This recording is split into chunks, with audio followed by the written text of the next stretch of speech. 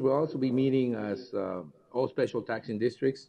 This is the July 22nd meeting, 9 a.m. Board members will attend either in person or by phone, but I guess we're all here. So the first thing is me calling the meeting to order. The next item on the agenda is Pledge of Allegiance. Will everybody please stand up and follow Mr. McLeod? Sure, please join me in the pledge. I pledge allegiance to the flag of the United States of America and to the republic for which it stands, one nation under God, indivisible, with liberty and justice for all. Thank you. Thank you, Mr. McLeod. The next item in the agenda is a call to the public. Call to the public is held for the public benefit to allow individuals to address issues within the board's jurisdiction. Board members may not discuss items that are not specifically identified on the agenda. Therefore, pursuant to Arizona revised statutes, action taken as a result of public comment will be limited to directing staff to study the matter, responding to criticism, or scheduling the matter for further discussion and a decision at a future date. We do have a couple of announcements. Susan? Good morning, Chairman, Mr. Chairman, and members of the board. Susan Thorpe, County Administrator. I wanted to introduce our high school intern, Cassidy Claridge. She's going to be here for a week, touring different departments to learn more about county government. I also wanted to tell you about a recognition that happened at the Arizona City County Management Association conference this past week. The Center for the Future of Arizona annually gives out the Gabe Zimmerman Public Service Awards, and our own Tim Hardy was awarded the Community Builder Award for his work as director of the Juvenile Court.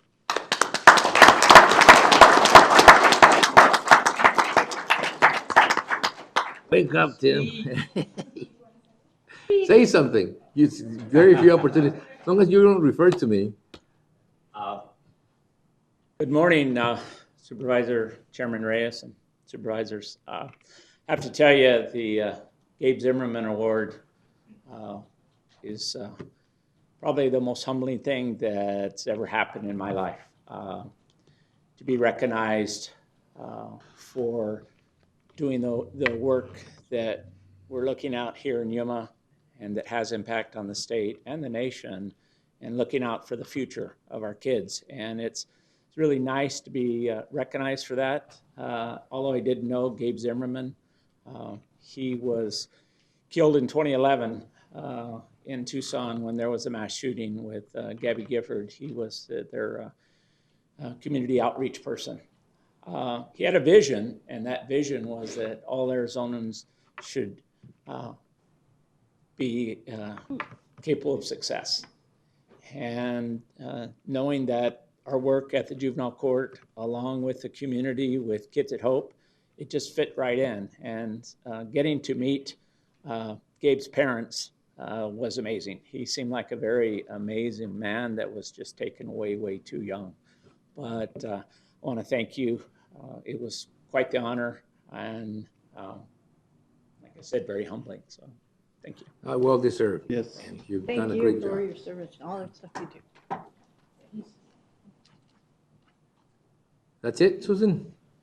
All right. Mr. Chairman, anyone? if I may, Sure. excuse me, Mr. Chairman, if our office as well has a high school intern here today who's going to shadow some of the attorneys in our office, Anthony Molina. Oh, good. High school. Hi, welcome. Welcome. Thank you. All right. Anyone else? Now, call to the public. This is open to the public. Anybody from the public can come up and say almost anything. No, nobody? Again, I'll keep that open in case one of you gets brave enough and wants to do it. The next item on the agenda is presentations, proclamations, and appointments. During this segment of the agenda, board members may discuss the presentations and proclamations and may announce appointments to the Yuma County Planning and Zoning Commission and the Yuma County Board of Adjustment. No legal action will be taken. Are there any appointments? No appointments. We will then go on to the presentation of the County Line by Yuma 77, the Yuma County Government Channel. The Sheriff's Office celebrate their latest graduating class of detention officers. Summer break is coming to a close, and our health district has begun their back-to-school immunization clinics. Even in the extreme heat, Our Public Works Department stays busy maintaining county roads. These stories and more, this is your County Line.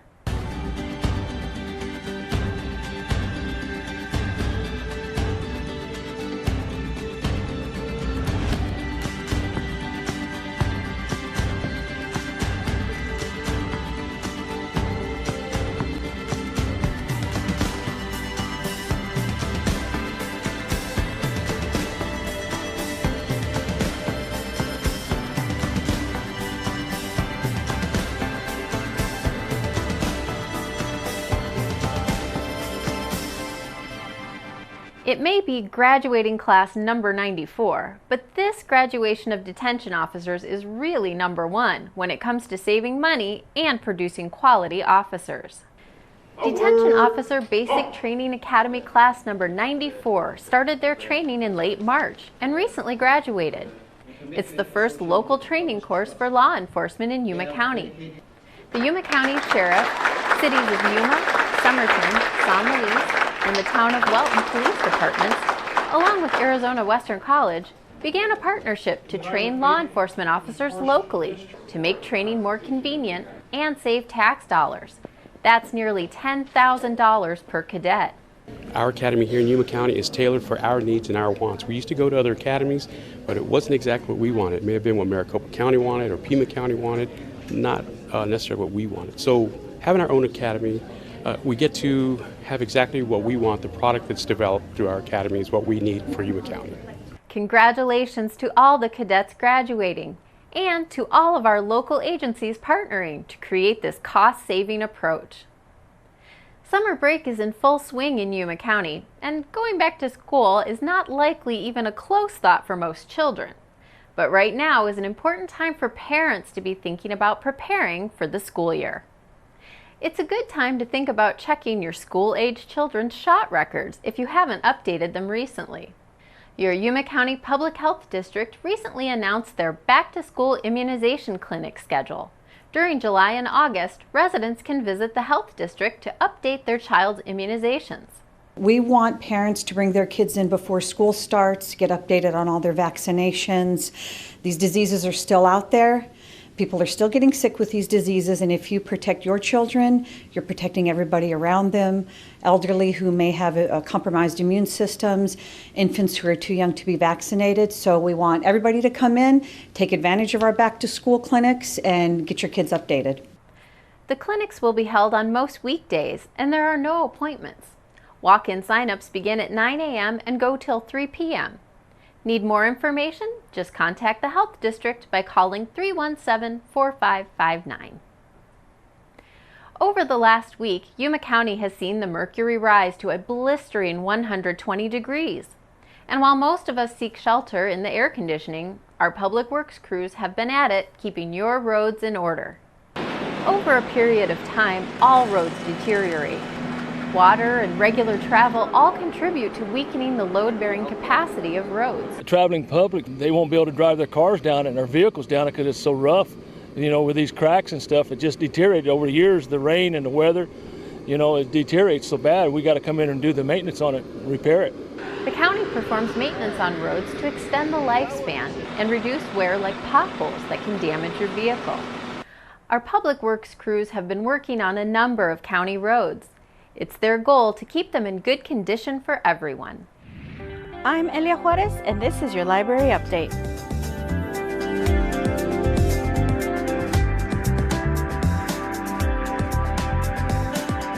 Give your kids a jump start on their math skills thanks to the Yuma County Library and the Heritage Branch. If you have a 3rd, 4th, or 5th grader who's struggling with their math skills, the Heritage Library is offering something very special this year.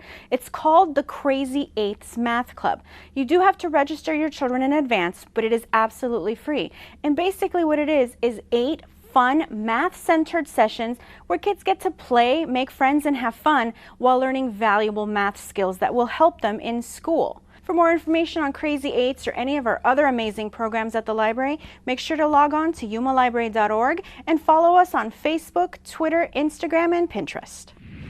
In this spotlight, we focus on our GIS division, who aims to assist, promote, develop, and maintain a shared geographic information system resource that is not only accessible by the public, but also maximizes data quality and speed for system users.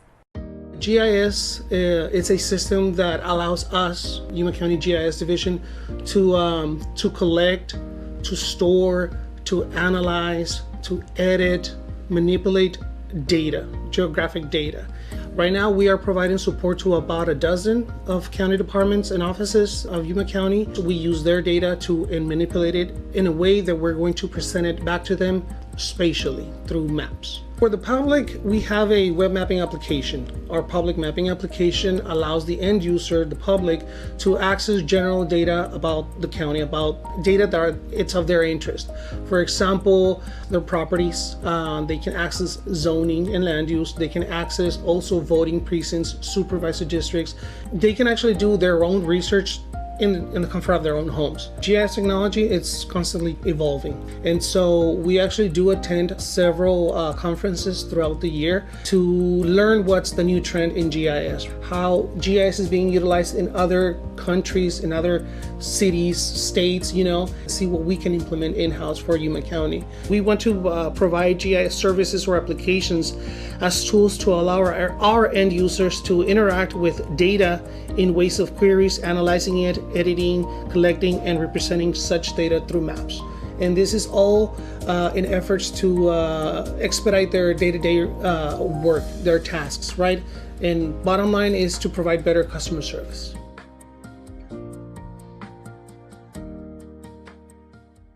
You can learn more about Yuma County's GIS department by visiting yumacountyaz.gov. You'll find them under the Government tab.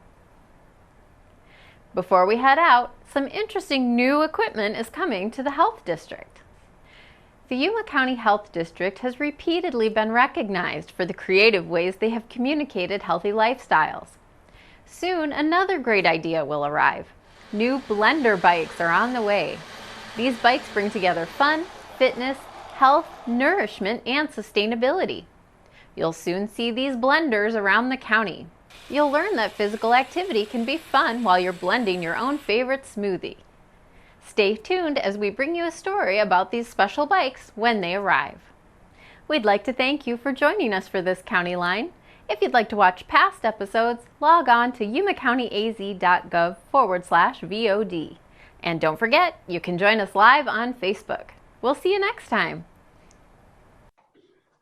Mr. Chairman, can we equip the chair here, the board with the officers blender with one of those? Yeah. It'll be the only way they're going to force me to exercise if I can eat afterwards. All right, thank you very much for that presentation. The next item in the agenda is a proclamation. It's a proclamation proclaiming July 21st, the week of July 21st, 2019, as pretrial probation parole supervision week. And I'll ask Supervisor Porcias to read the proclamation. Oh, you gave it to Mr. Simmons? Okay. Supervisor Simmons. It goes with his former title as all right. He was a provider of clients for you. Yeah. To the parole department. Okay, proclaiming the week of July 21st, 2019, pretrial probation, parole, and supervision week. Whereas community corrections is an essential part of the justice system, and whereas community corrections professionals uphold the law with dignity while recognizing the right of the public to be safeguarded from criminal activity, and whereas community corrections professionals are trained professionals responsible for supervising adult and juvenile offenders in the community, and whereas community corrections professionals work in partnership with community agencies and groups, and whereas community corrections professionals provide services, support, and protection for victims and advocate community and restorative justice, and whereas community corrections professionals are a true force for positive change in their communities, and now, therefore, I, Marco A. Tony Reyes, Chairman of the Yuma County Board of Supervisors, hereby proclaim the week of July 21st, 2019 to be pretrial probation parole supervision week.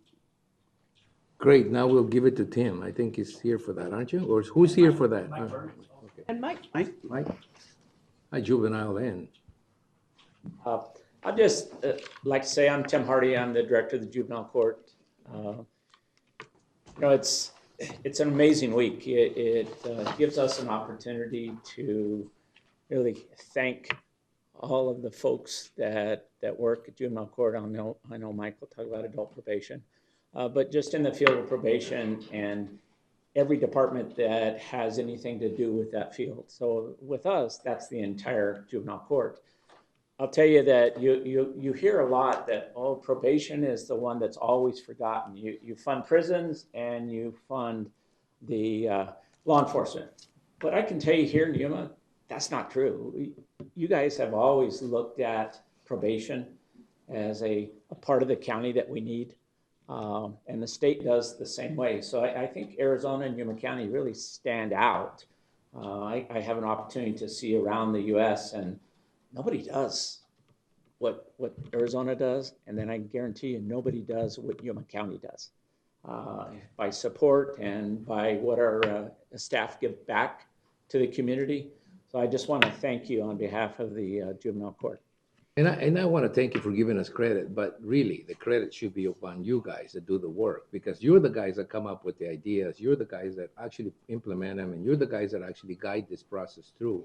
And it would be, I think, remiss of us not to admit that all we do is support most of the time.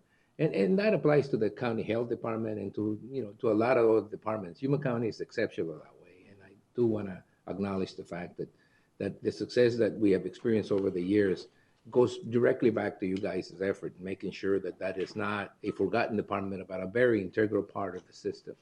And you do a great job. So we're going to give you this, and hopefully there is no check involved with this, but. The adult probation. Adult probation, yeah. He didn't talk. Oh, wait a minute. True. Tim always takes up that. Chairman, members of the board, thank you very much. Lynn, thank you. It is a very special week for my department. I echo everything that Tim has to say. I've had the opportunity to go around nationally the last couple of years as well and hear wonderful things about Arizona and Yuma at the national stage. So our staff work incredibly hard to help keep this community safe, help make victims whole, and to help give people that are placed on probation an opportunity to change behavior and get out of the criminal justice system. This morning I've invited several of my supervisors here to share in the proclamation, and it's really important for me that they see the support that we have from the county and the board. So thank you guys very much. Bring him up. Thank you. Thank you. Excellent. Let's go, guys. Yeah. Good Now catch, we can. man. I'm happy you don't have that stick like that one where you're hitting. I just have a big mouth. Yeah, You and I. Look at this. Okay. the middle. That was What's going to happen? Split up. Come on, Come on, ladies. Yeah. I don't think there's a camera that's a wide enough angle to take all this. I can see. Glare on the left side.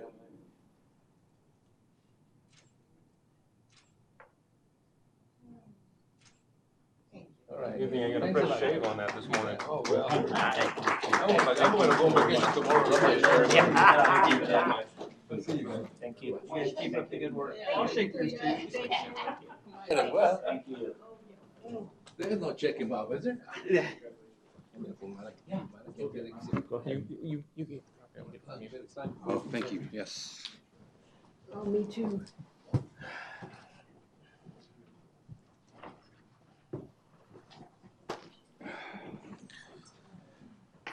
Oh, wow, that cleared the room, huh? Should have started with that one.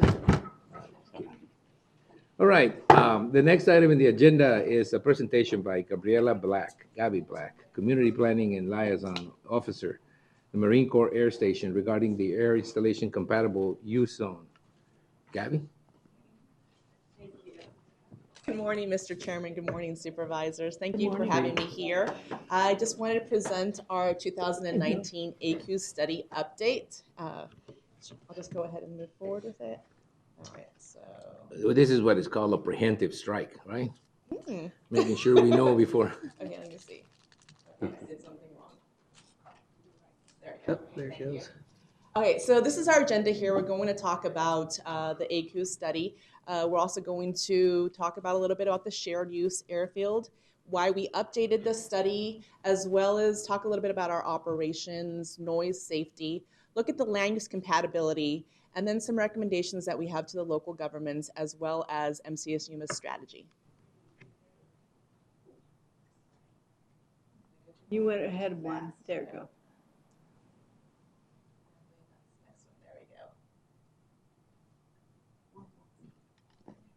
Okay, so AQs. What is AQs? Air Installation Compatible Use Zone. And what that is it's Department of Defense required program. And the reason why this program was developed, it's in order to protect the health, safety, and welfare of the public and our military aviators while sustaining operations here at MCAS Yuma.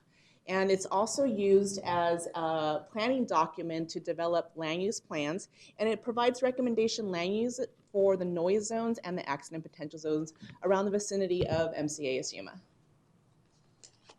So before we go into that, we're going to talk a little bit about the shared use airfield. So I just wanted to reiterate a little bit on the fact that the airfield is actually a Marine Corps installation.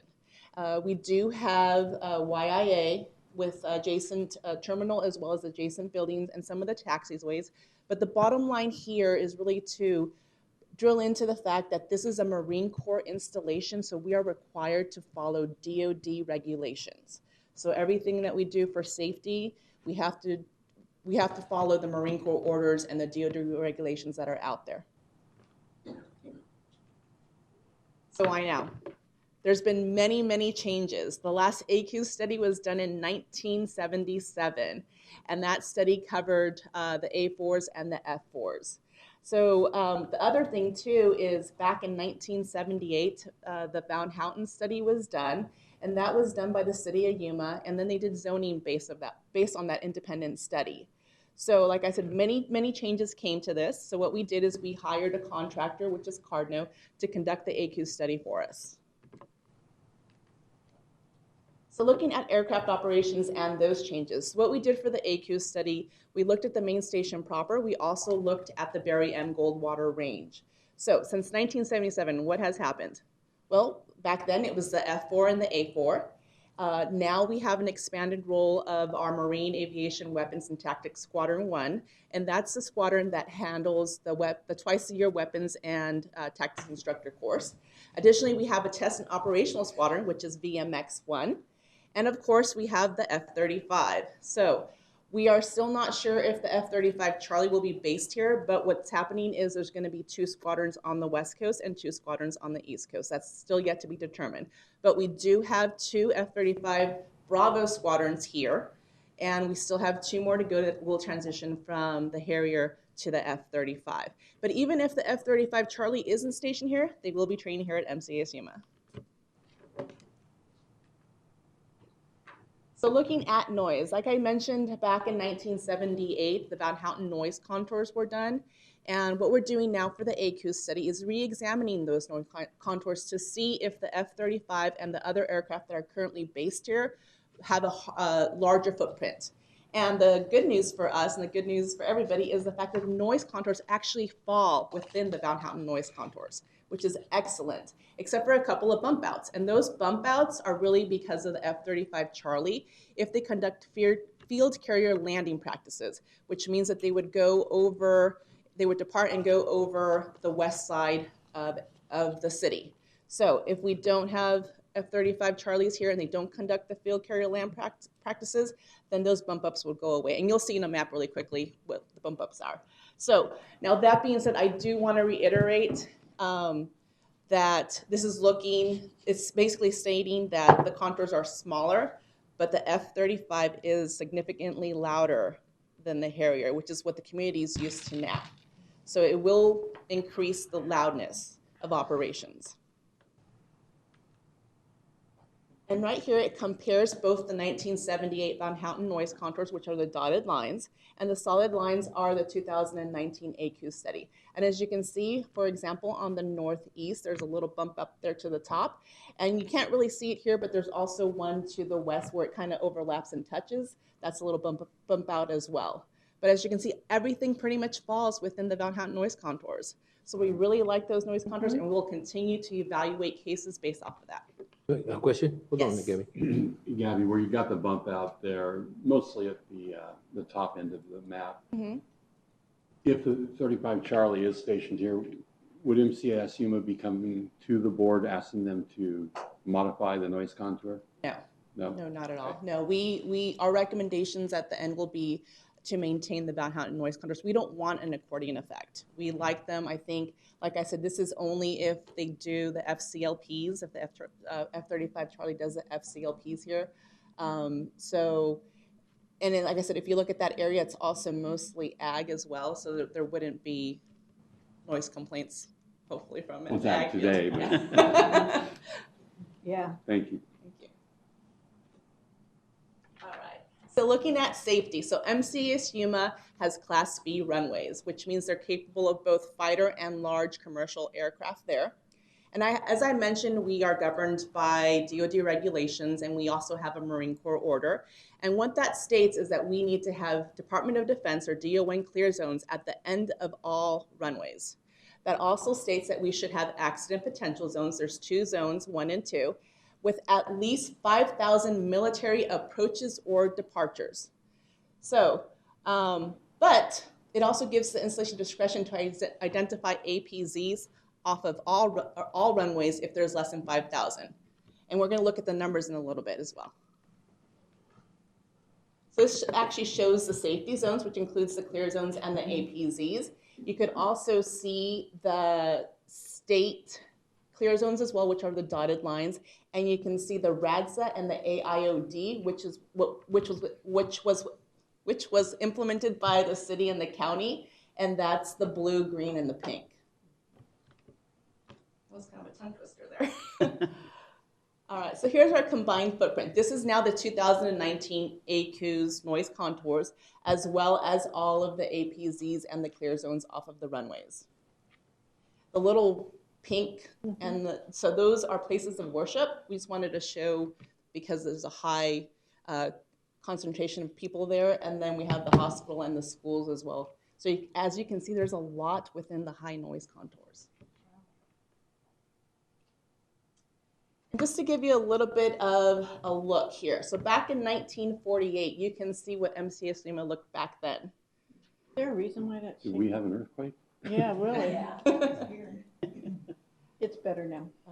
And then we look at 1977, which was when the ACU study was done. There's not much development off of some of those runways. And then we look at now at 2019.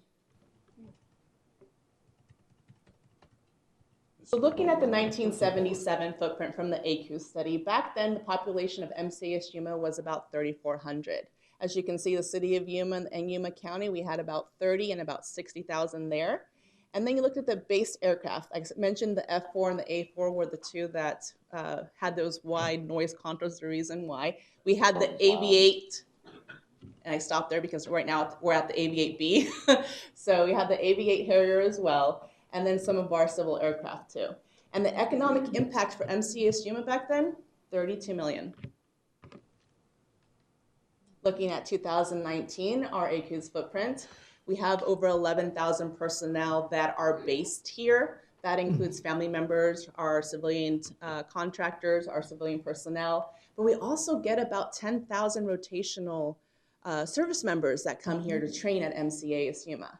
You can look at the stats for the city of Yuma and Yuma County. And then as far as the based aircraft, as you can see, we have every platform there from the Marine Corps.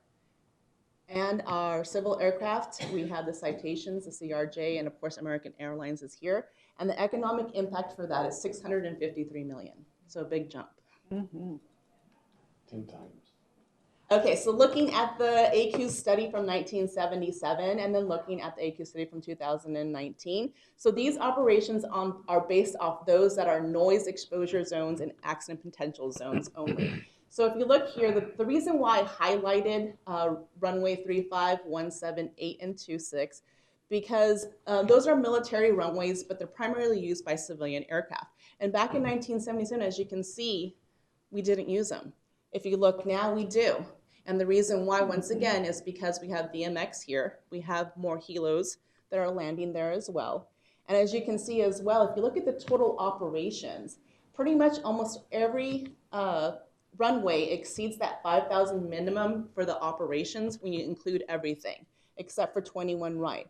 However, the reason why we also did the identify the clear zones or the APZs off of that runway is because if something happens, you will divert to other runways as well. So that number can fluctuate up. Unfortunately, as I mentioned, that we don't reach, if there are military operations that you count, and we're the only shared use airfield here in the Marine Corps. So I don't know if the Marine Corps order took that into consideration, that we also have civil aircraft. So that's something that's a little bit different, and that's something that I am going to bring up to our higher headquarters to see if that might be a modification to include the commercial air as well, because we do have civil aircraft that go down too. Prime example, 2018, the one that landed in the fairgrounds, which is in the clear zone and the APZ. So these are just some of the mishaps that have occurred. We just wanted to give you a quick little idea. And the reason why we did this and we plotted this is to show you how important those clear zones and APZs are. Because if there's an accident that will occur, it will most likely occur in those areas because that's where the approach and departure are for the aircraft. Now this isn't all-inclusive. Okay, what I did here is I requested Class A mishaps from our Naval Safety Center, and Class A is 2 million or more loss of life or loss of aircraft. And then it also shows our military equipment that has fallen off of our aircraft, things like panels, fire extinguishers, and then some of the civil aircraft. And I got that information from talking to our first responders. So I am missing a lot of data. If I could not confirm the data, I did not put it on there. The other thing I'm going to do within the next 6 months is I'm going to ask the Naval Safety Center to provide me Class B mishaps as well. That way I can update the map. I didn't have enough time to ask them for that as well. So but like I said, the main thing here is to show the importance of the safety zones. Mr. Chairman, Gabby, what's the time frame on these? So this is actually from 1979 and on. And like I said, there's a lot missing just because if I could not verify, and back then too, actually, even with our Naval Safety Center, they did give me a lot of data. I couldn't plot it because it was off by the seconds, or it was missing the seconds and the minutes, and I guess that's about 1 to 2 miles off. So I'm not really, I'm not familiar with GIS. But for example, if the incident that happened over behind Walmart back in 2005, I believe, that was actually plotted more towards the north west, almost closer to where 16th Street is, which is that little white square up top. So it's interesting when you're off by just seconds and minutes how big of a difference it is. So because of that, I didn't plot it. The one behind Walmart? Actually, it is. I did plot that because what I did is when I I spoke to our first responders and I was able to find newspaper articles on it. And I actually was able to find out the actual address as well. Well, I'd like to commend you on doing that. It's very interesting. I know that took more than a couple minutes to do. It did. But it was also very interesting talking to our first responders. That was a lot of hard work. Yes, and the great thing is a lot of them were, for example, a lot of them were Marines before for crash, fire, and rescue, and then eventually they retired from the Marine Corps and they started working as firemen on base too. So I was very fortunate that they've been here since the 80s. Yeah. So now looking at land use compatibility. So what we're doing here is we're going to look at the Marine Corps order, which shows the land use compatibility for the noise zones and the safety zones. And then we're going to compare it to the zoning data and the land use designation that they have out there for the comprehensive plan and the general plan. And we're going to look at the safety zones and the noise contours for that. So this is just a quick little picture of what the Marine Corps order looks like. The big thing here that I wanted to point out, as you can see on the clear zone, there's really nothing that's compatible. That's basically an area that you should try to keep clear. There is some agriculture that's compatible, but that's very, very low crops. And here is a compatibility chart which shows with the clear zones and the APZ. So there's a lot of it obviously on 17, which is the north one, and then on 08, which is the west runway. So it's very incompatible there when it comes to development. I have a question. On runway 26, where is that big red rectangle located? I am not sure. I'm going to have to... It's what? I think it's Country Roads RV. Okay. The road, yeah, it's nice. Okay, thank you. Would be about right. Yeah. Mm-hmm. Thank you. I just needed a landmark, yes. And this is looking at the 2019 AQ's noise contours. Not too bad. So this is going to be our recommendations to the local governments. To retain the current mountain contours because we want to avoid that accordion effect. We also would like to recommend that you identify DON clear zones and APZs off of all runways. And we are taking a conservative approach, but we know that the operations are going to increase and we want to make sure that we protect the public from things that are going on in the air station.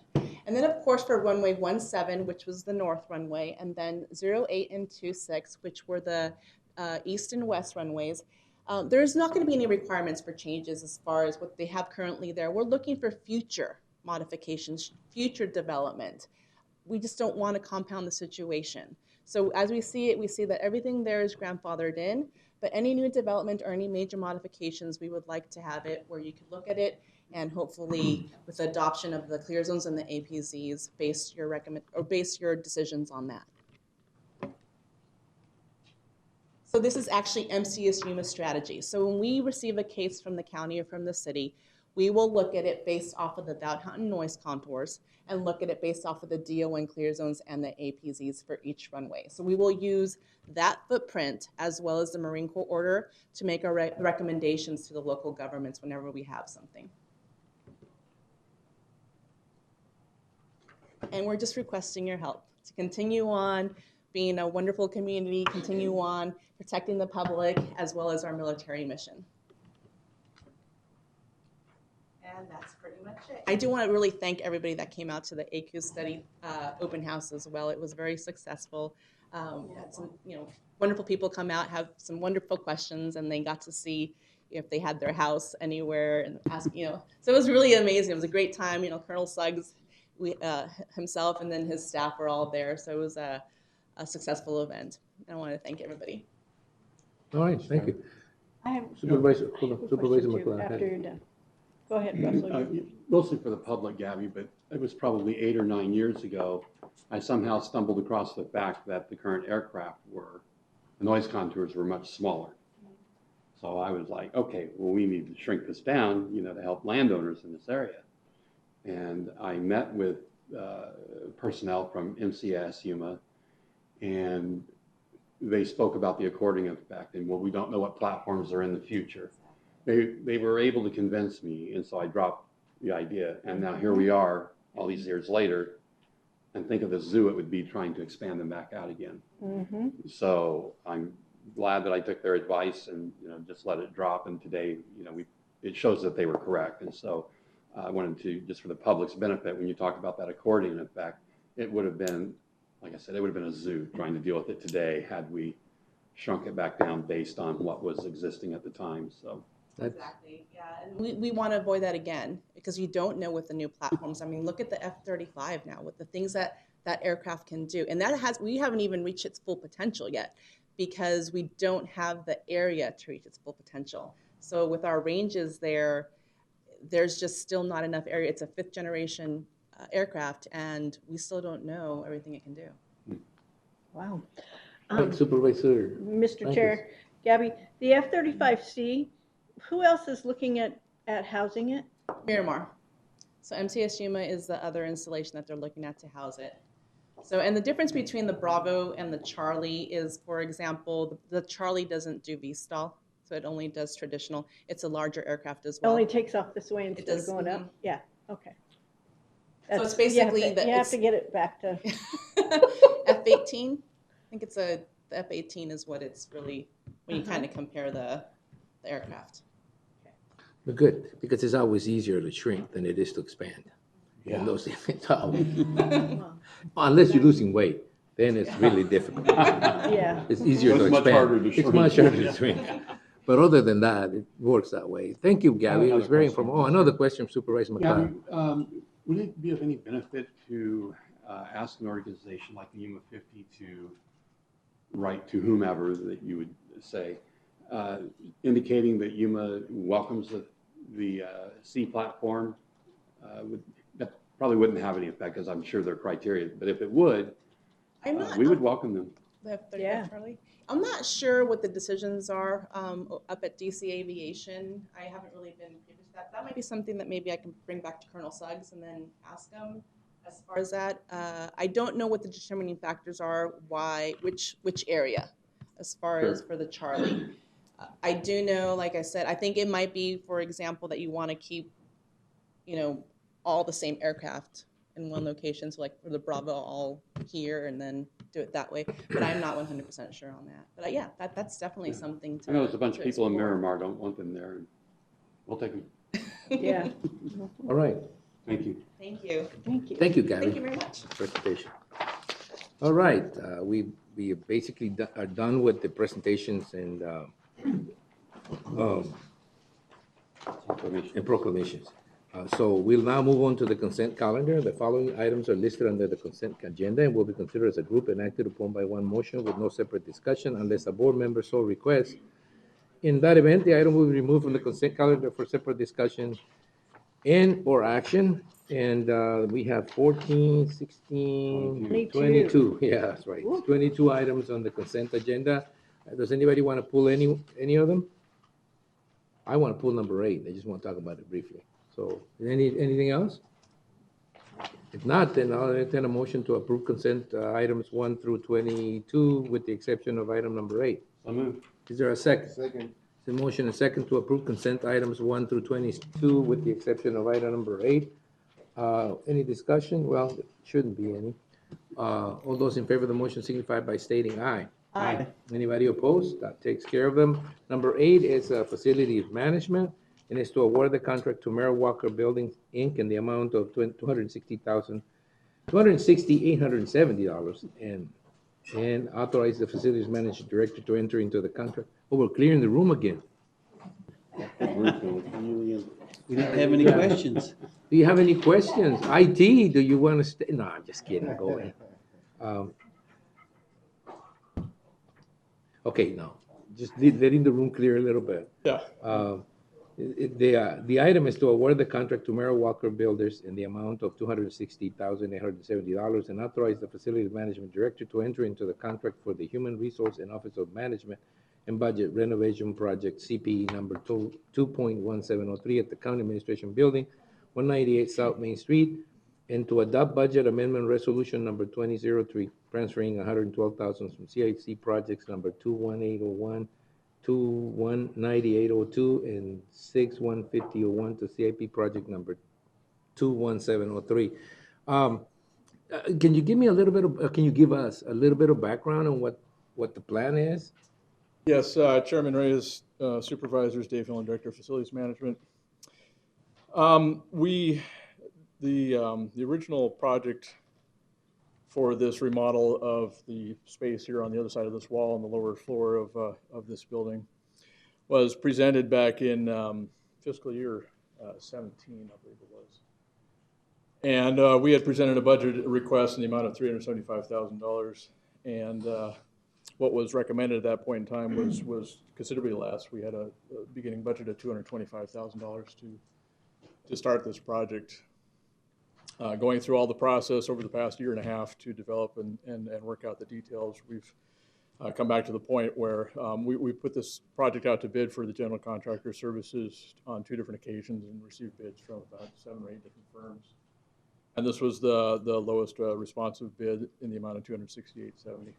And that's just a portion of the work. And on top of that, there's substantial IT upgrades that are taking place in this space. There is some security systems, camera systems, access control, and other expenses that go into the project costs, bringing the total up to about $340,000 total. We're fortunate enough to have some projects coming under budget, those that are listed here from last year's CIP, project number 21801 and 61501 were projects that were completed at the Justice Center. And we were able to bring those in substantially under budget, so we would have some money available to transfer into this one. Well, that was going to be my next question. We were getting Yeah, where are we what was getting the other ones that we were taking money from? If they're from the court system, fine. We were, we upgraded the fire alarm system was That's the a new largest one. savings, and we were pleasantly surprised to have a bid come in substantially underneath the budgeted amount on that one. Now, the other comment I had is, in my mind, I was thinking a lot of that work was going to be done as soon as we moved this area down to the new building. So this was on the planning stages for a long time, and you guys found out that you can actually do it now. And when I look at the bids, they went from like 260 to 490, which was surprising to me. That Yeah, 490 that was a big really can be thrown out. That one was a bit of an outlier. The other three were pretty close. The other three was pretty close, yeah. So is there, at some particular point, would you please make available to us, what it looks like, what it would look like, what actually the work scope is?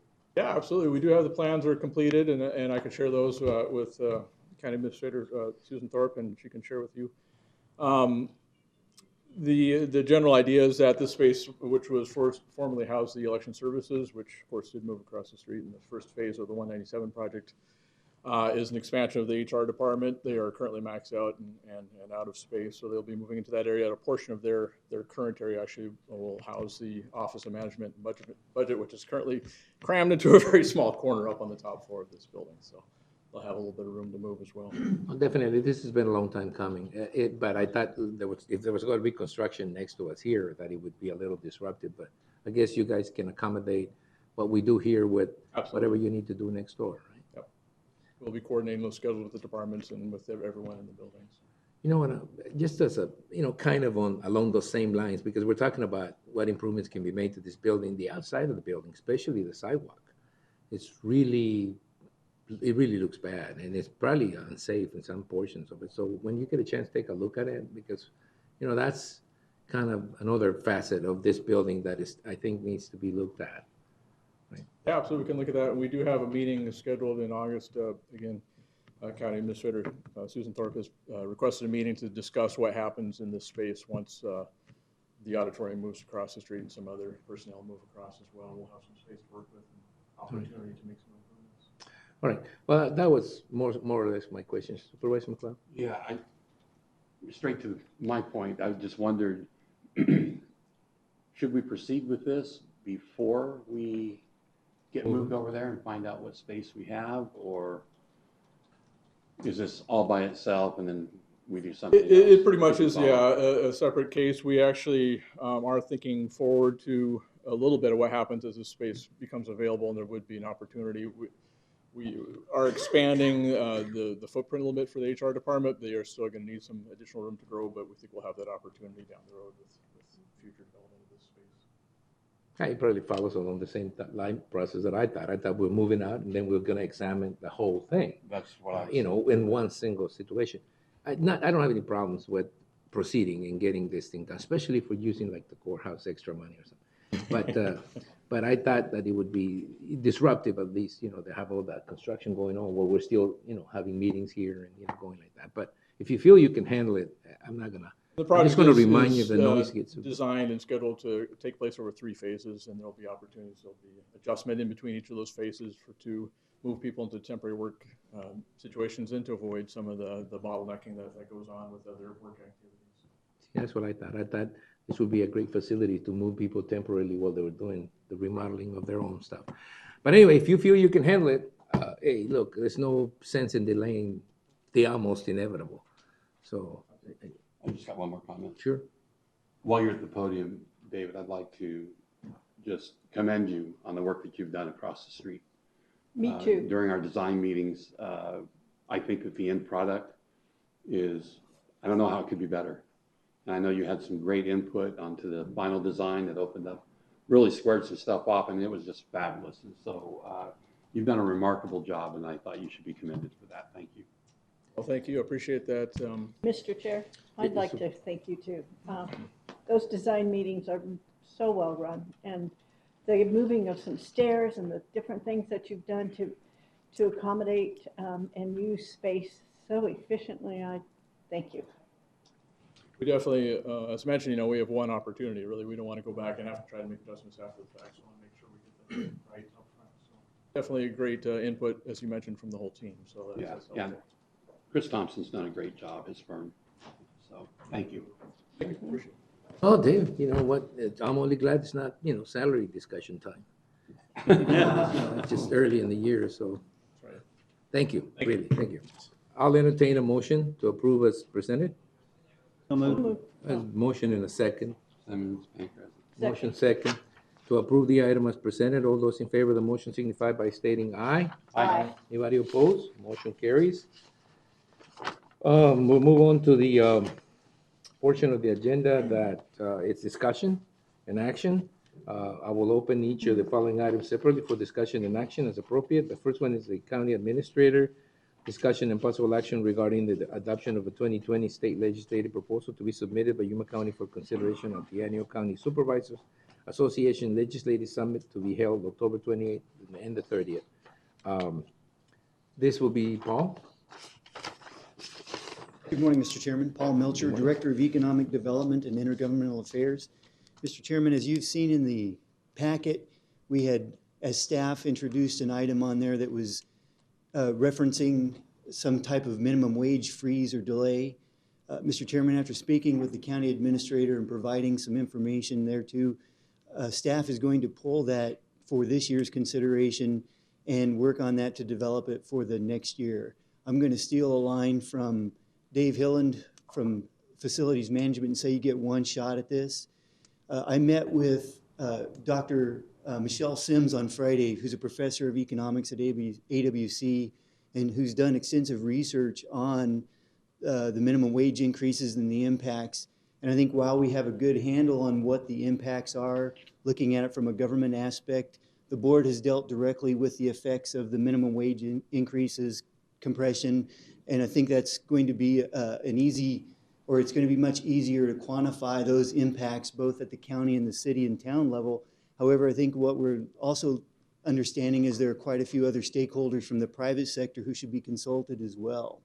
We were looking at some type of remedy for addressing the minimum wage and the compression results that we've experienced. But I think from the private sector, there are going to be a lot of additional stakeholders that we need to consult with before we come up with a solution that seems to be more county or government centric. So at this time, Mr. Chairman, I'd also like to ask the board if the board had any other topics or any other ideas they'd like to present for this session. There's still time. The proposals aren't due until August 12th to CSA, but if any member of the board would like to put something forward for consideration, we could discuss it at the next Board of Supervisors meeting. Who put up the discussion on the minimum wage impact? It was staff generated. It was staff generated, because Yes. I don't remember discussing, I know we deal with the impact, but I don't remember us taking a position saying, hey, we'd like to discuss this. Right, we were looking to develop a position, but it was something just to present to the board for discussion, and it's just too early to do that at this point. Well, even if it wasn't, I think that those is the kind of policy decisions that need to be discussed with the board first, before you take on a lot of research on something that I wouldn't support anyway. I don't know about the rest of the board, but I think we need to have that discussion first, especially on items like that. We need to have the discussion first before we invest a lot of staff time researching something we're not going to pursue. What's the point? In terms of the legislative proposals, I think that it's well that you find those that impact the county. That's okay. But before you spend a lot of time on some of these things, you need to kind of bring them up front of the board to see where they're at. Right? Okay. All right. No, I don't have anything to add to that. I think we're going to, probably as we get closer to the CSA meetings and to the point where we need to start developing something that will push. Well, we need to have it by August, August mid-August. 12th. So we've really only got one more meeting before then. That's true. That's true. Okay, fine. So- So if anybody has any particular issues they'd like to take up, this is the time to bring them up. Okay? Mine already got clobbered.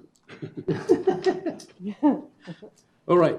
Okay. So we'll bring this back August 5th? Yes, just in we case will. any We will. And look, I don't want to sound like I'm curtailing the staff's ability to bring issues forth. That's fine. It's good. It's a matter of fact. That's how we take position. So don't stop looking for issues that impact the county. Just bring them forth to us to see where we stand on it. And that's, I guess, the process. That's what the process is about. That's correct, Mr. Chairman. Thank you. You're welcome. All right. Any questions, any comments? So we'll move on to the next item, which is also, I think, for Paul.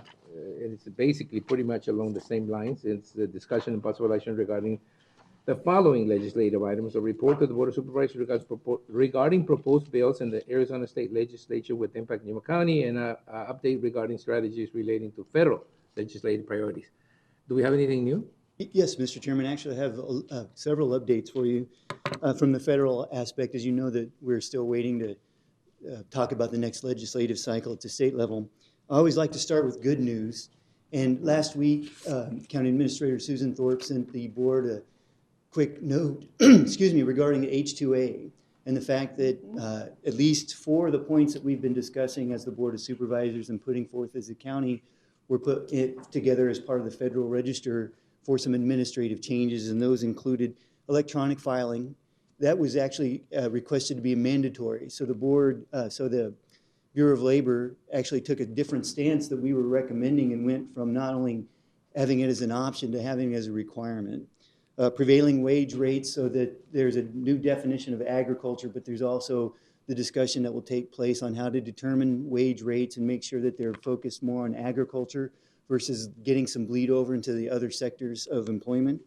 The staggered entry, that was one of the key points that we had included in this round of updates. So staggered entry, so that what that does is allow those farm producers bringing in H2A workers to allow them to come in up to 30 days after the contracts have been let.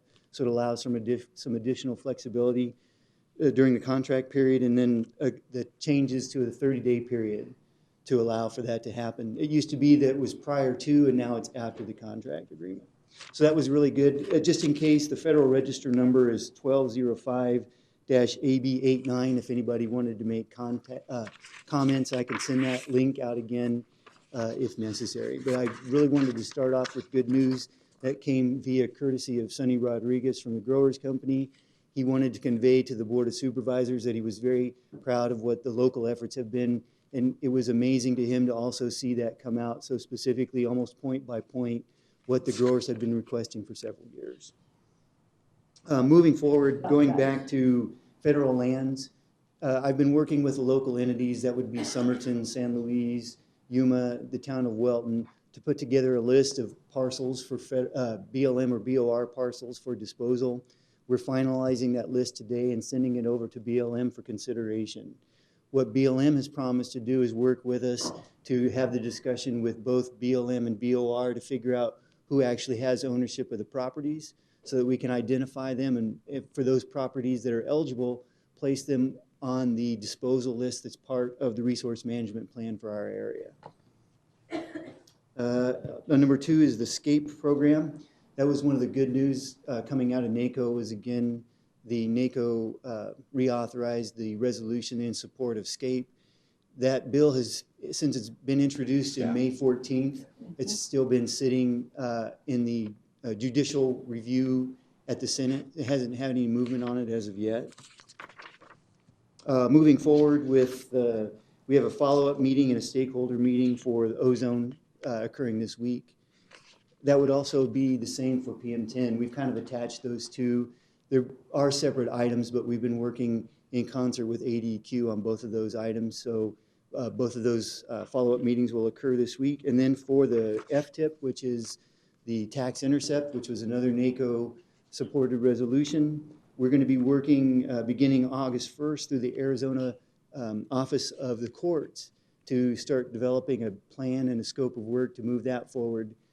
At a local level, obviously there's been much support since it's been included as part of our talking points and resolutions to NACO, but we're looking at developing that strategy through the Arizona Office of Courts and get that started at the beginning of August. So, Mr. Chairman, that's my update on the federal legislation at this time. Right. Because it's federal in some ways, I'd like to sort of touch briefly upon the inspection problem that we used to have, or that we still have at the Port of Entry, the East Port of Entry. Also on the Federal Register was a notice saying that the Federal Department of Transportation is issuing, a request for proposals, or at least a discussion on building a facility of their own in there. And they had a meeting at I think it was Holiday Inn last week, while we're out, I think, out of town or something. So that we need to keep an eye on that. It seems to me like all the work that's been done to coordinate and all the agreements that have taken place over the last 2 or 3 years between ADOT and the federal people to coordinate the inspections in one location could be at risk Right. because the Federal Department of Transportation has decided that they want to locate 5 or 6 new facilities within the border, in the southern border with Mexico. And one of them is scheduled or planned to be in San Luis. So somebody, the left hand is not telling the right, okay, we've got an agreement. We don't need that new facility. We have a new facility already, a state facility. So just keep an eye on that for us, will you? I know that it's something that the mayor of San Luis, Arizona, it's really keeping a close eye on, but it's going to take all of us reminding the federal Department of Transportation that, look, you don't really need a facility. You just need to coordinate better. There's space for them. There's, in other words, all this work that we've done over the last 2 years to make sure that we don't duplicate those inspections at risk because they want to build another facility. Okay. Mr. Chairman, and thanks for your comments there reminded me that I had a note here about the USMCA. While we've done a lot of advocacy work to push forward the adoption of the USMCA so that both Mexico and Canada can move forward, it still is on hold, and I haven't heard any updates as of yet. That's another issue. Okay, thank you very much. Any other questions? No questions? We'll move on then. Thank you, Paul. I'm going to actually skip the regular public hearing items with the Planning and Zoning Division on the dark sky ordinance and finish up the action items for this meeting.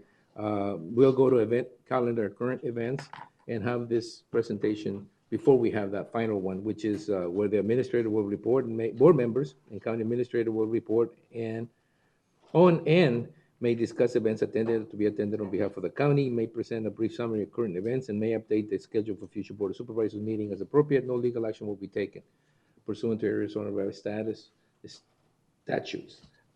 Supervisor Pancracy, would you start us off? Yes, Next thank time you. I'll do it on the left. Okay. I attended my North Star meeting. I attended the Yuma collaboration meeting regarding opioid overdoses.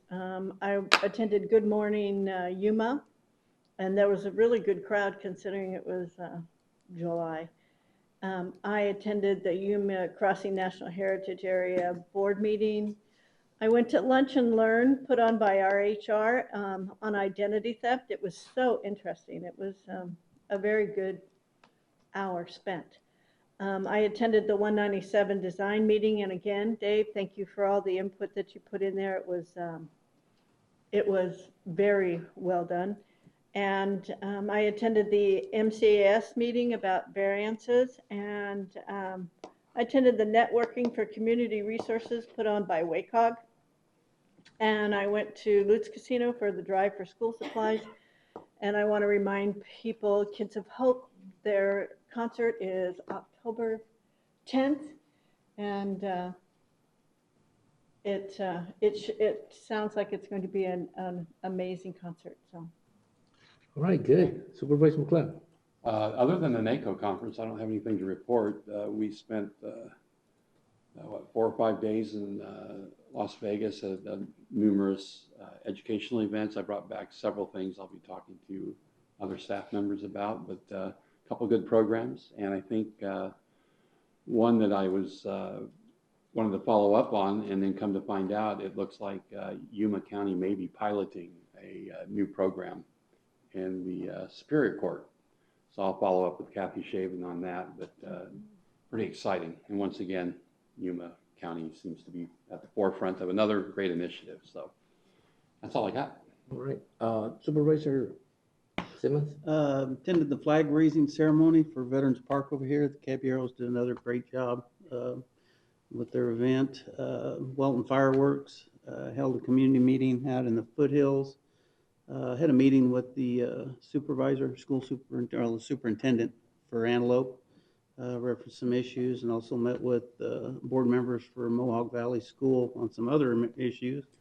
And got a very interesting tour of the Whitepick Arizona Works. Met with Nydia and Patrick over there, and it was very eye-opening as far as what they do. I never realized all the different things that they have a hand in as far as hiring and just helping promote the county. Spent a couple hours over there, and like I said, just very, very interesting. Supervisor Porches. I also attended the NACO conference, and I'm glad to say that all three resolutions were considered and passed. So, Yeah. Good. Good job. Right.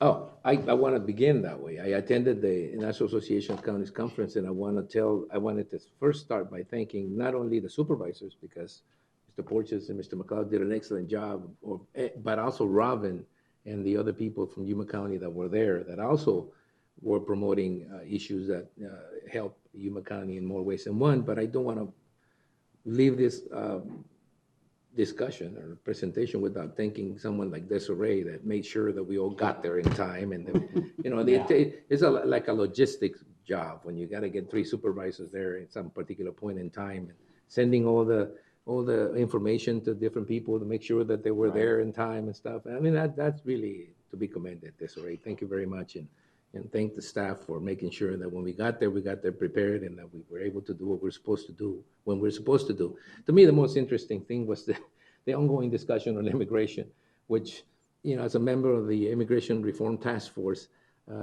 it really gets interesting, but it gives you a chance to see a different perspective on what other people are thinking about it. And also the presentation by the Deputy Director of the Border Patrol, local Border Patrol here, was also an eye-opener in some ways. So it was a very productive meeting. I found it to be always productive if you just find the right, issues that you want to get involved into.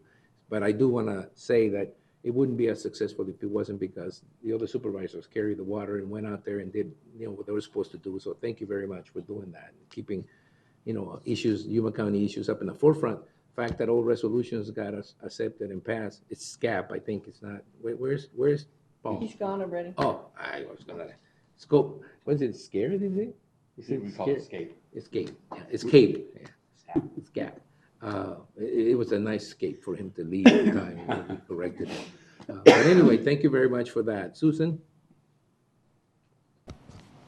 Yes, last week I attended the ACMA conference, the Arizona City County Management Association Summer Conference in Tucson, and a number of really interesting sessions. I mean, they're all interesting sessions. We did hear from Craig Sullivan and Ken Strobeck from the League of Arizona Cities, and they're talking about already planning for the next legislative session and what those big ticket items are going to be on, and to be kind of start preparing our defense as well as our offense for the legislative session. There was a good session on broadband access, and I met with the new director of broadband for the Arizona Commerce Authority. His name is Jeff Sabatka. He's already been to Yuma. He's been on the job for 90 days, and he was well aware of the city's Anycom system. I also talked with him about our challenges in the rural parts of the county, and he has some very innovative ideas that he's working on to help rural Arizona get better access to broadband. So I'll be looking forward to working with him in the months ahead. If I may. Sure. That reminded me, one of the sessions I attended was on rural development. And I don't know, for those of you who don't know, Yavapai County Supervisor Jack Smith was asked to fill the position as the State Director of Rural Development. And in this educational session, I was flabbergasted to find the amount of grants and loans that are available through rural development I'd never heard of before. I contacted this former Supervisor Smith, and he too is learning. He's drinking from a fire hose, as many of you know how that is when you step into a new position. And he had no idea what was available. So I did ask him to contact you at some point, Susan, in the next few months. He's happy to come down and do a presentation of some of the things that are available, especially in Supervisor Simmons' district, some of the water infrastructure. There's a lot available that none of us knew anything about. And so, yeah, so look for him to contact you, and I'm looking forward to that. Thank you, Mr. Chairman. As a person that has dealt with your rural development, I do want to emphasize rural development is limited to cities or towns below 35,000 people in rural areas, which for counties really work well. For most municipalities, once you hit that $35,000 mark, you enter into what I call the middle class, area, which is between 35 and 50,000. When you're 50,000, you're a metropolitan area. You have access to other funds. But between 35 and 50, you're the middle class. You don't qualify for nothing below you, nothing above you. So but it's interesting because cities like Somerton, where I point, cities like Somerton or cities like San Luis still have a little more time before the next census happens. What's probably not also known as well is how much that housing program, the guaranteed program, is used in Yuma County. Yuma County is the top producer of houses through USDA rural development in the country.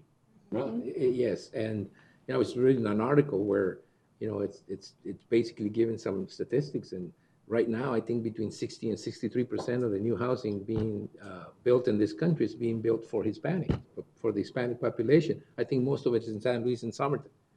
But Aren't there's those a lot of what are they called? Farm home loans? No. farmer. They call it farmer. It's a slew of stuff. But it's Even very small business loans. it's very unusual for people to really pay attention to that. But there is a lot of stuff going on that rural development has a lot to do with, and it really behooves us to be involved in the process to make sure that some of it ends up a lot of it more ends up in Yuma County, especially something that isn't necessarily related to housing infrastructure. And it's critical for us when we can't help an area because it's too small, like Welton or something, because they don't have the ability to handle some of these subsidies, large subsidies. That's where I think the county can step up and say, look, we can administer a grant or a subsidy for a small community that just doesn't have the staff, or the experience to do that. It really, coordinating those kind of assistance programs would be a God, it would be great for those communities. Okay, so good point that you made up. All right, I think we're done with that. We're gonna have a 5-minute recess before we go into the dark skies presentation.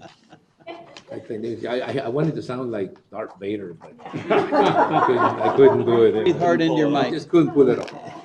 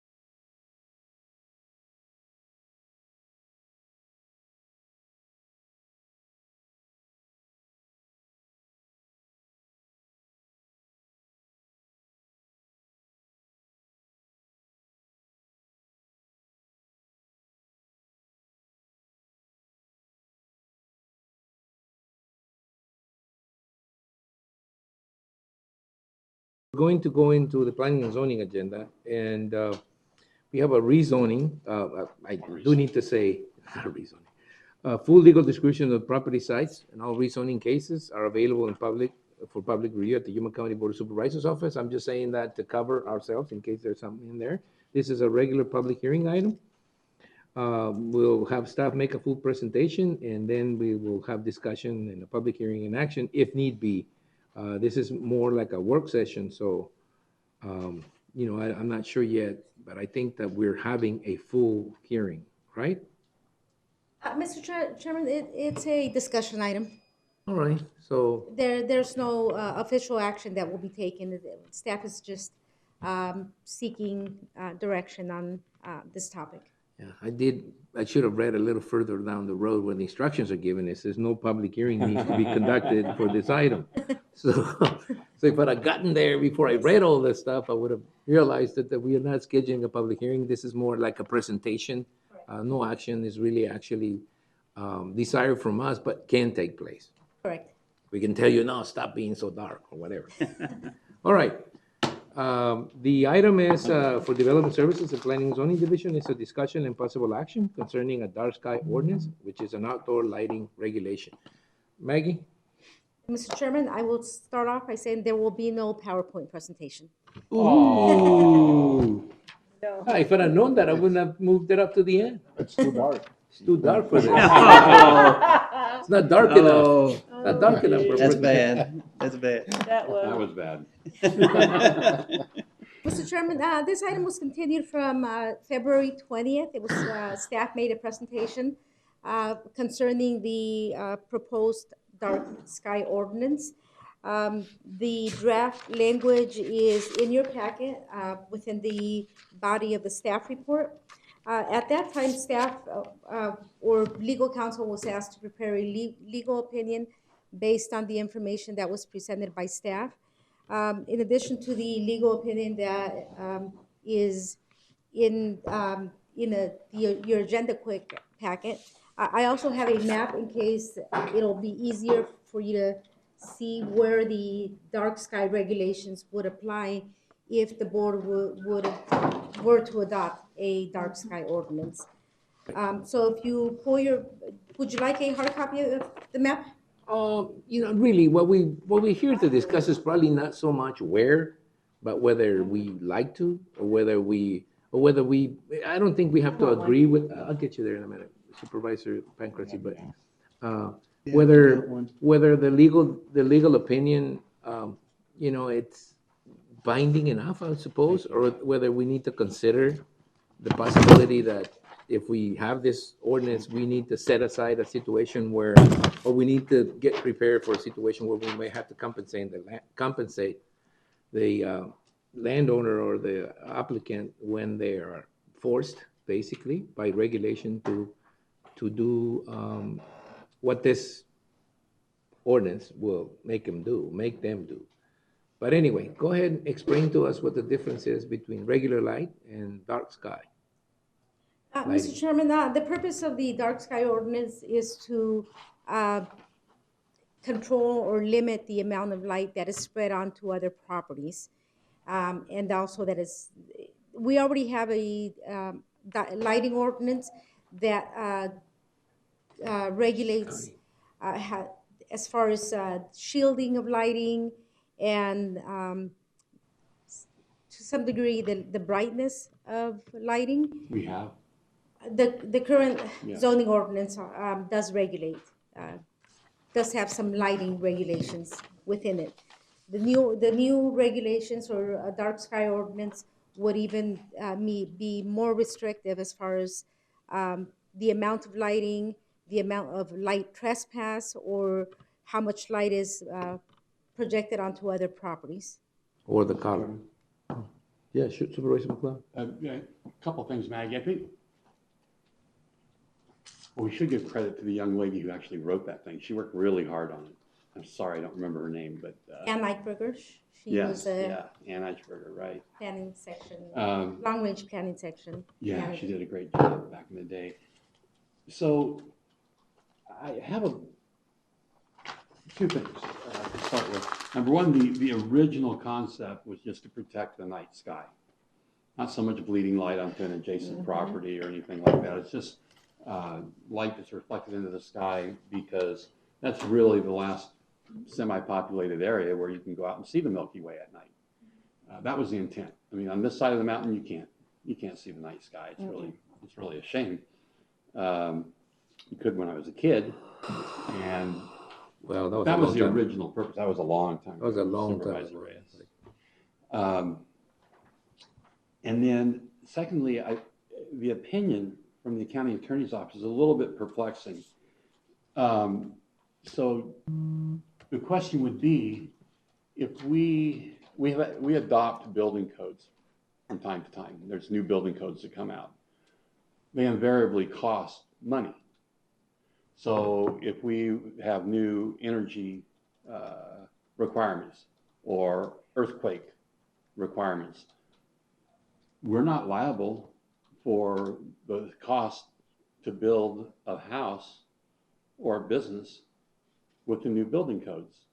I don't know. Can you explain to me what's the difference? Because we have changes in building codes that cost developers money, but there's no 207. If you're building a new development and you have to put in a particular type of shielded lighting that protects the night sky, that's just another regulation. So why would that be different than building codes?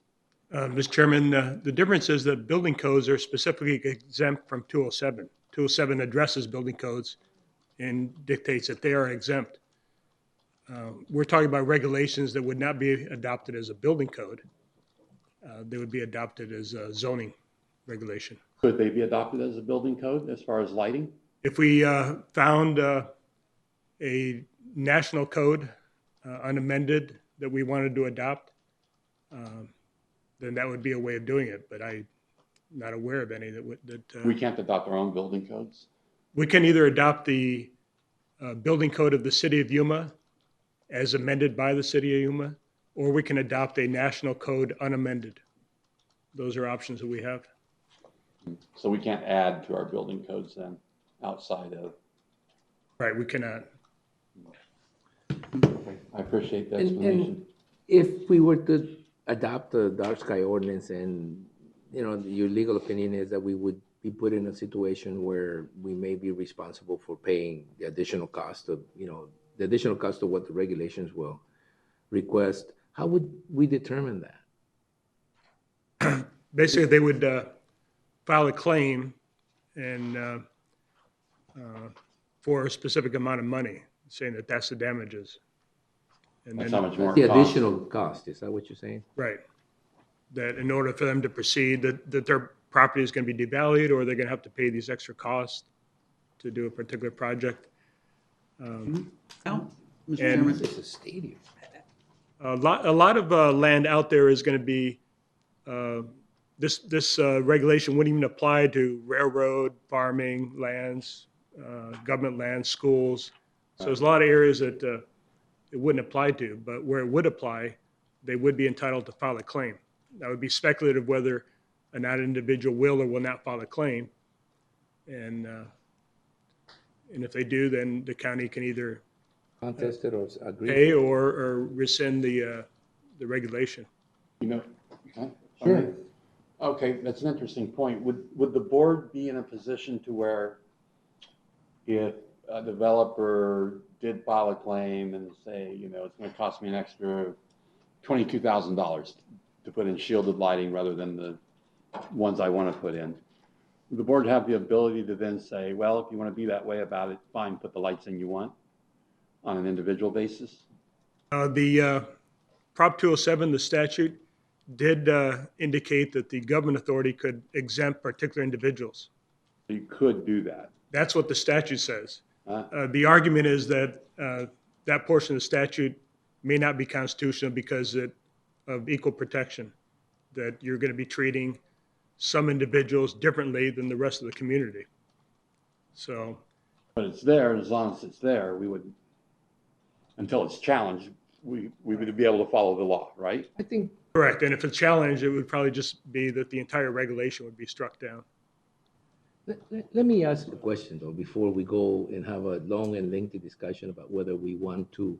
I mean, that's the discussion we need to probably have, is whether we feel that creating that ordinance does something that we philosophically want to do, which is to keep, the skies visible, or the stars visible or night. I mean, obviously, places like Tucson have it, and they're very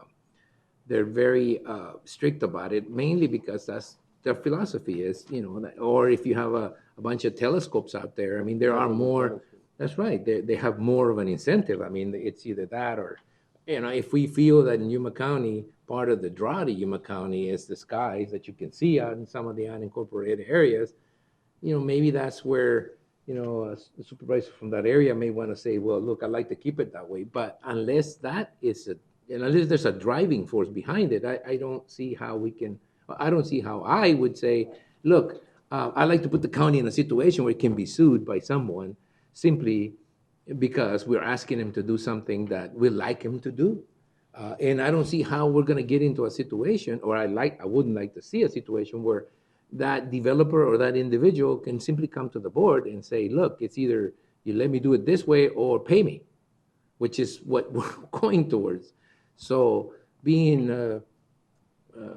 sometimes Mr. McLeod calls me a closet Republican, I would say that, I really don't see much use for establishing regulations that make it more onerous for people to do things they want to do, unless there was an overriding force of policy behind it that the whole board says, okay, we'd like to keep the county dark, and therefore we want to implement this, and we're willing to go ahead and deal with the challenges. Supervisor Pancras. Maggie, do we in regulation right now have restrictions from people being able to impact their neighbors with their lighting? We don't have anything, do we? Because that's part of the dark skies, is that it would prohibit people from having huge lights being placed. Lights right there that look into other people's backyards. So, Mr. Chairman, the we need current something like that. zoning ordinance does not regulate the amount of light trespass or light that is projected onto other properties. Yeah, but I think the problem is calling it a dark sky ordinance. If you just simply came up with regulations that manage those situations, Yeah. I would be more than glad to support that and let somebody challenge that, and let the neighbors come in and say, well, but when we do a dark sky ordinance and it covers that wide area, and it means that you have no choice but to ask everyone, whether it's a neighbor next door or simply the fact that we want the skies to be, dark at night or something. That is a very, very wide swath. I would not have a problem with discussing the possibility of creating a regulation that says you cannot invade your neighbor's yard with light just because you'd like to put this type. You'd have to have some sort of that regulation I would be more than glad to look at. I just don't see how we can put the county in a situation where it can be basically sued by almost anyone that knows how to do this, and so we have a requirement that basically lead us into a bunch of fights, a bunch of, Mr. Chairman? Sure. How do these other counties and municipalities deal with it? Are they getting, sued left and right? I can't see that happening if Mr. they're Chairman? keeping the ordinance. Most communities that have adopted a Only dark one sky adopted ordinance it are designated as dark sky places by the International Dark Sky Association. And again, most of those communities that have adopted a dark sky ordinance have observatories, or it's something Some that overriding they are protecting. For example, Sedona has very restrictive lighting requirements in their ordinance. And Mr. Chairman, the main reason is they adopted these ordinances pre Prop 207. Yeah. The only ones afterward were Santa Cruz County. Mm-hmm. That's what That I I'm saw aware too, of. that I saw. Yeah. But they adopted it afterward. not aware of any problems in that county, but I just feel this is something that's, I was approached when I first got elected. Supervisor McLeod had asked me about it, and I wasn't that familiar with it. And over the last couple of years, I've been approached by a lot of people out in my district that want to see something like this, because that's why they move out in the county. That's why they want to get away from the city. They don't want all the lighting. They want to be able to go out and see the stars. I mean, where I live, you couldn't pay me enough to come back into town, because I can sit out in my backyard and millions of stars. And that's why people move out to the county. So I don't see, why it can't be adopted. I think it would be a good thing. I think it would promote growth out in the outlying areas of the county, for people to go out there and buy property and be able to keep that, that sky. But see, Mr. Chair, Sure.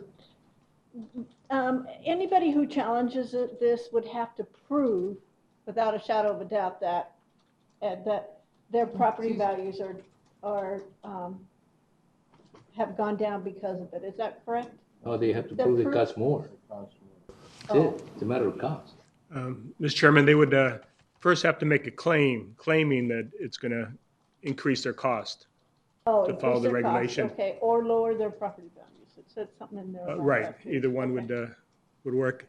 Then the claim would either have to be paid, or they would have the right to sue us. or we would have the ability To rescind currently it. to say, okay, And right now, the statute, we could rescind the entire statute, and there wouldn't be a problem with that, or we could grant particular exemptions. we can grant waivers. And the problem with the waivers is you end up treating some parcels different than other parcels simply because they filed a claim. And there's So that's because they filed a claim. Supervisor McLeod. Santa Cruz has done this, and I didn't have an opportunity to contact them and ask them about it, but Supervisor Simmons spoke directly too. When I first brought this up back in 2006, that was the point, was to help that area develop residential and incentivize people to move there, because as Supervisor Simmons has found out in the intervening time, a lot of people have approached them, and that is desirous in that area.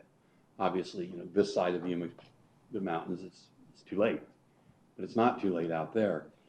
So I'll just toss out for the board's consideration that we could perhaps consider this if we adopted it, then take a wait and see attitude as if it did present itself to be a problem, and if it was problematic, it could always be rescinded.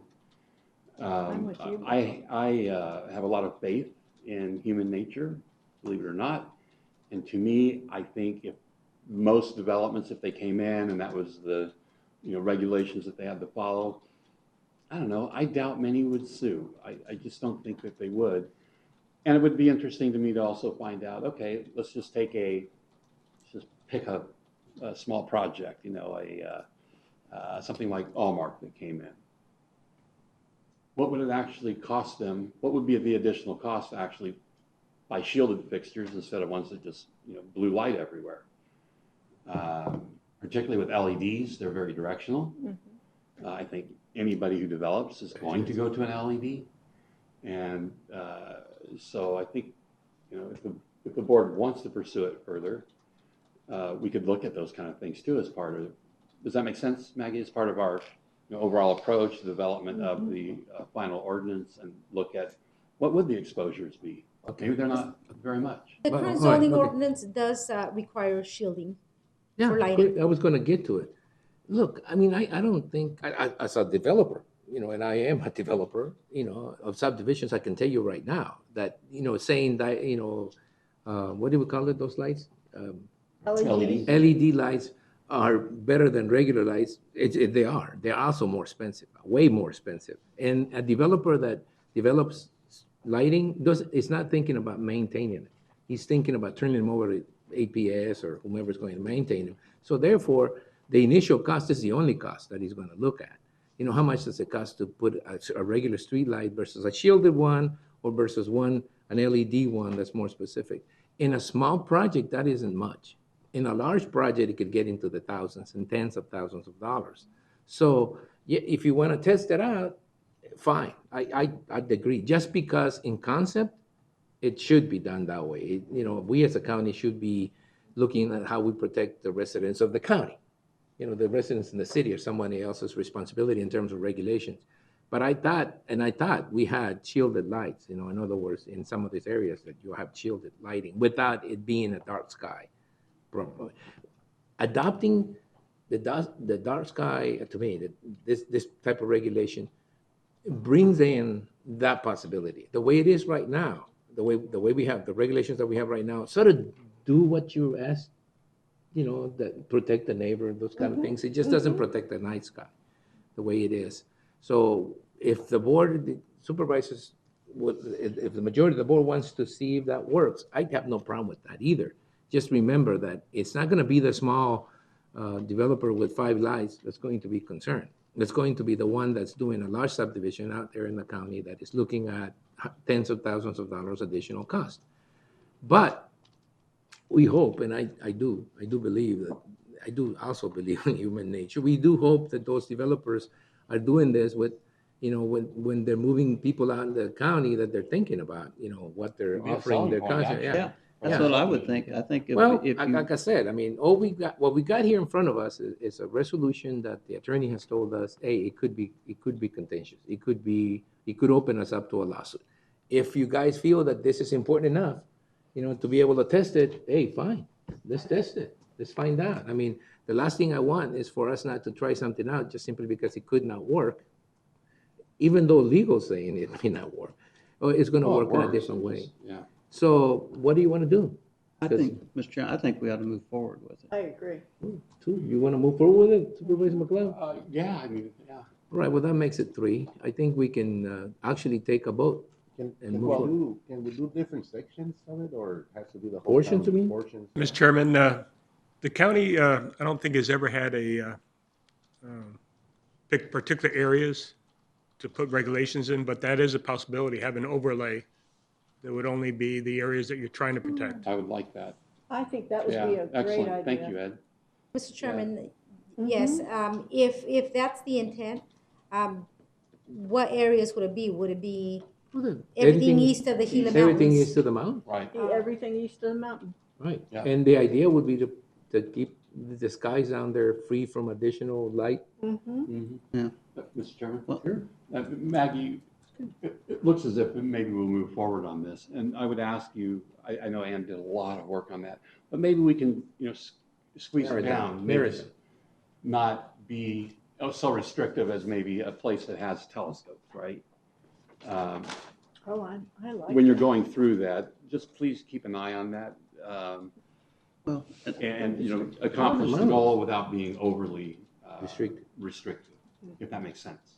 Mr. Chairman, I'd have to go back to consult with legal counsel about how we would adopt this, whether we would have a regular lighting ordinance for the west portion of the county and a dark sky ordinance for the east portion of the county. Because the intent is to amend section 1109 of the zoning ordinance, which applies to the entire county.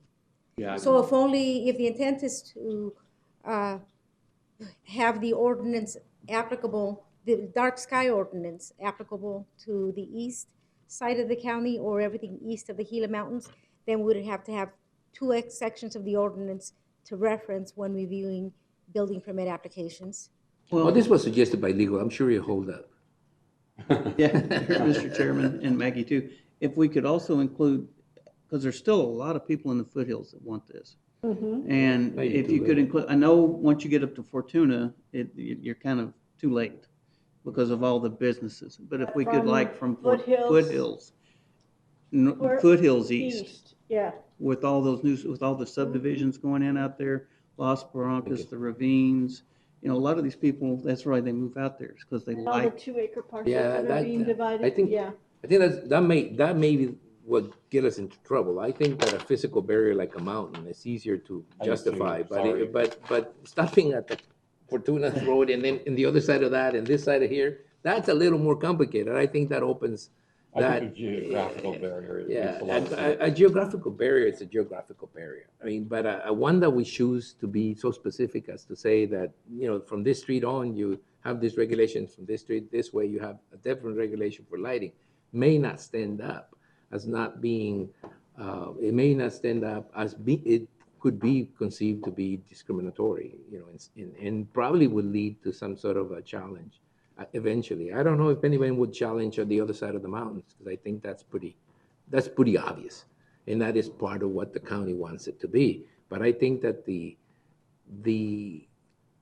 horse is out of the barn in terms of the foothills already. I think that, you know, they're so bunched up together that, you know, even if we had an ordinance on the other side, it's a little too late. But again, I'm willing to, you know, I know what you're talking about. You talk about a constituency that like to see something to stop it from even going further. Yeah. That's the thing. But then it becomes very specific, I think, and at that particular time, it may be a legal issue. Right. Yeah, I And think Mr. one Chairman? side of the street, not the other, that'd be a little difficult. The purpose of the map is to show you what areas would have to comply with the dark sky ordinance if it is adopted by the Board of Supervisors. If you look at the map, the areas shaded in red, those would be the areas that would have to comply with the ordinance. Everything else would not. Pretty So much anything most- shaded in green or the cross hatching would not be subject to compliance with the new lighting regulations. I don't see too many farmers putting floodlights up in the middle of their farm. And they're exempt according to the They're new exempting, ordinance. yeah. Mhm. You'd be Oh, A surprised. week at a time. But if ag Mhm. land's gonna develop, it has to rezone, and then it would have to comply. Yes, wouldn't it? No, because they can build anything without permit. No, if they rezone. Oh, Oh, if they for rezoned it into residential, residential, yeah. Or All right. commercial. Well, I think that we're down to this point, and I think that maybe we need some time to think about it and have legal review it. Let's look at two different scenarios. One that has us to the east of the mountains, and the other one that has us to the east of Fortuna Road, or the location. Foothills. No, Foothills Boulevard. Foothills, excuse me, Foothills, and see where that stands with the legal opinion about, you know, where that goes. You know, give us those two options, and we can discuss it for an action item next time. Okay, all right, good. All right, anybody else? No? Oh, then I'll probably say that this is the last item in the agenda, so therefore we are adjourned. Thank you very much. Thank you.